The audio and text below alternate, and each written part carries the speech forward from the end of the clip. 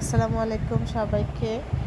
আজকে আমি রান্না করছি ছোটো মাছ, এগুলা মলা মাছ। তো সকালবেলা ঘুম থেকে উঠে বাজারে চলে গেছি বাজার করার জন্য। এখানে আমি মাছ নিয়ে আসছি। আর আরিয়ানের বাবা তো ছোটো মাছ বেশি পছন্দ করে, এই জন্য ছোটো মাছ নিয়ে আসছি। মলা মাছ, ট্যাংরা মাছ, তারপরে রুই মাছ, তেলাপিয়া মাছ। তেলাপিয়া মাছের ভর্তাটা কিন্তু খাইতে অনেক মজা লাগে। তাই এদিকে বুলটি কার্টনে ঘুমাইতেছে, কার্টনের অনেক পছন্দ হয়েছে, এই কার্টনটাতে এখন ঘুমাই। তো মাছগুলা ধুয়ে আমি ফ্রিজে রেখে দিছি, আর যেগুলো রান্না করবো এগুলো নিয়ে উপরে এসে পড়ছি। তো ছোটো মাছ রান্না করার জন্য তো পেঁয়াজ, টমেটো এইগুলা সব কাইটা নিতেছি। আর এমনিতে ছোটো মাছ টমেটো দিয়ে রান্না করলে কিন্তু অনেক মজা লাগে এই মলা মাছগুলা। আর এখন টমেটো তো এত টক লাগে না, তারপরও দেওয়া আর কি, কিন্তু সিজনের টমেটোগুলোতে যে টক লাগে, এখন টমেটো কিন্তু এত টক হয় না, সিদ্ধ হইতেছে না।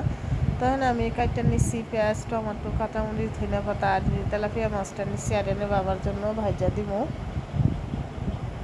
তিনি মাংস রান্না করলে এত পছন্দ করে না, বিদেশ থেকে আসলে গুঁড়া মাছ, শুটকি এগুলোই বেশি পছন্দ করে। তো আমি আরও মাছ নিছি রান্না করার জন্য। তো সব কাটাকাটি শেষ, আমি রান্নাটা করে নেবো। আর গুঁড়া মাছ রান্না করতে তো এত সময় লাগে না, অল্প সময়ের মধ্যেই মাছটা রান্না হয়ে যায়। তো আমি কড়াই বসাই দিছি, তো পেঁয়াজ দিয়ে দিচ্ছি তেলের মধ্যে। আর আজকে কয়দিন ধরে এত বৃষ্টি, বাইরে একদম বৃষ্টি বন্ধ হইতেছে না। রাত্রে শুরু হইলে একদম সারাদিন বৃষ্টি থাকে।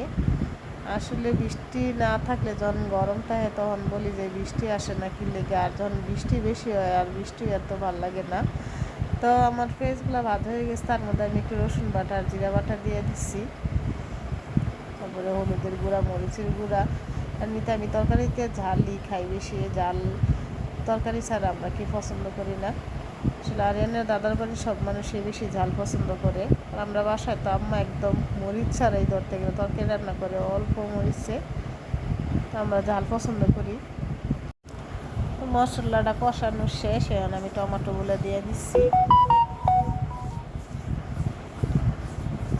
টমেটোগুলো দেওয়ার পরে কষানো হয়ে গেলে তারপরে মাছগুলো দিয়ে দেবো। একদম অল্প সময় গুঁড়া মাছ রান্না হয়ে যায়, অত সময় লাগে। যারা আমার ভিডিও ইউটিউবে দেখতেছেন সাবস্ক্রাইব করে দেন, আর যারা ফেসবুকে দেখতেছেন লাইক করবেন, শেয়ার করতে কিন্তু ভুললেন না। এখন টমেটোগুলো নরম হয়ে গেছে, এখন আমি মাছগুলো দিয়ে দিব। আর টমেটোটা একটু নরম করে নিতেছি ঢাকনা দিয়ে ঢাকিয়া। টমেটোটা কিন্তু শক্ত, এই সিজনে টমেটো আসলে রান্না করলে এত মজা লাগে না। তারপরে টমেটো না দিলে আরেনের বাবা আবার বলবো যে টমেটো দেওয়া নাই, তো এই জন্য টমেটোটা দিচ্ছি। আর এমনিতে আমি রান্না করলে টমেটোটা দিতাম না। তো এখন মাছগুলো দিয়ে দিচ্ছি, আর মাছগুলো একদম তরতাজা ছিল। আর রান্নার পরে খাইতেও মাছটা অনেক মজা হয়েছে, একদম তিতা টিতা কিচ্ছু ছিল না, মাছটা অনেক মজার মাছ। তাই একটু ঝোল দিয়ে দিচ্ছি, আর একটু ঝোল আমি এখানে বেশি দিচ্ছি। আমরা আবার ঝোলটা বেশি পছন্দ করি, যে কোনো তরকারিতে বেশি ঝোল না হলে খাইতে পারি না।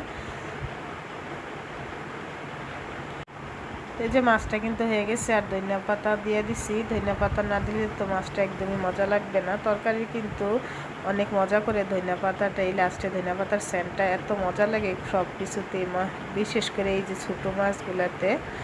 তাই তো আমার রান্না শেষ। সবাই ভালো থাকেন, সবাই আমার আব্বা আম্মার জন্য দোয়া করেন। আল্লাহ হাফেজ।